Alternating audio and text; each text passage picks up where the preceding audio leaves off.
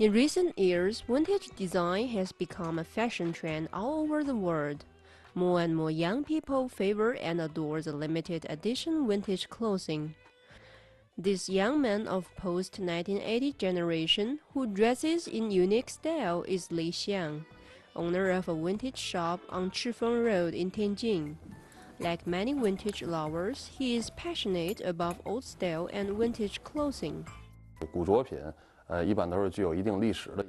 A vintage piece always comes with a story. When you bought it, there will be no other like it in the world. It must have history and represent a particular period of time and techniques of that time. Vintage culture started out in post-war Japan.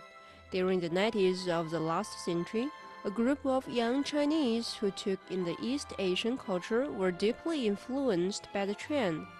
In order to dress differently from everyone else, since a teenager, Xiang often went to the flea market in Tianjin, looking for second-hand goodies. In Tianjin, around the Little White Building, Chifeng Road and Huangshan Street, there was an old market called Shuguangli, where second-hand goods were sold. After so much time of wandering around and window shopping, I discovered that vintage or junk shops had been going on for a long time in other countries. Vintage clothing is diversified.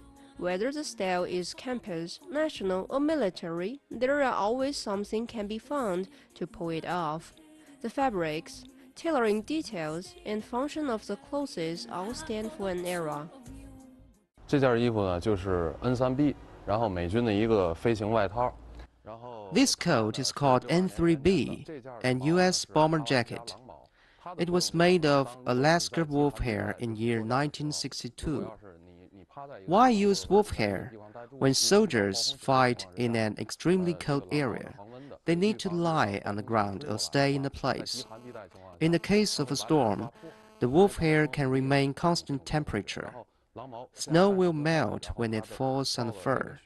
The design focused more on function than fashion.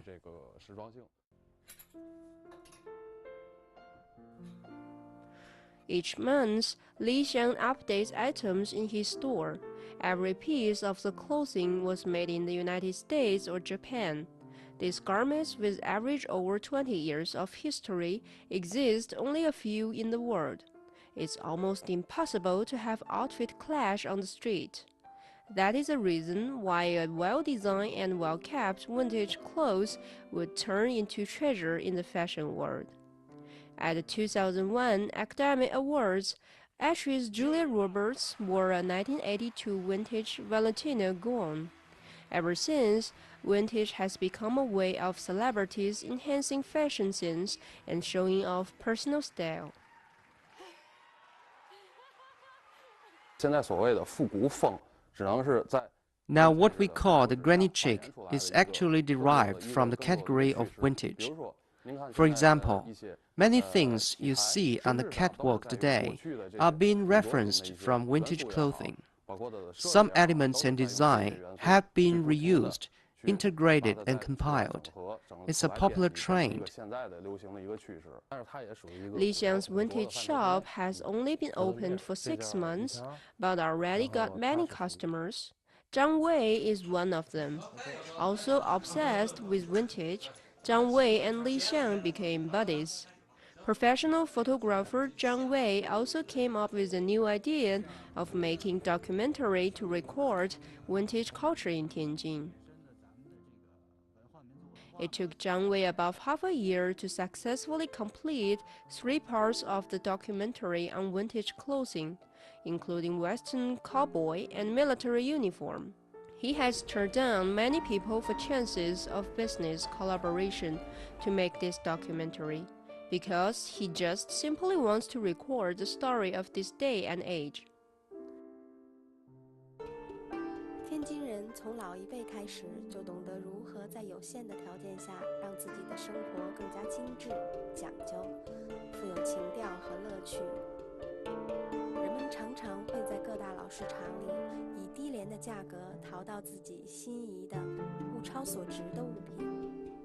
直至今日，的年轻人在生活方式上已经发生了变化，但乐观的生活态度却一直沿袭至今。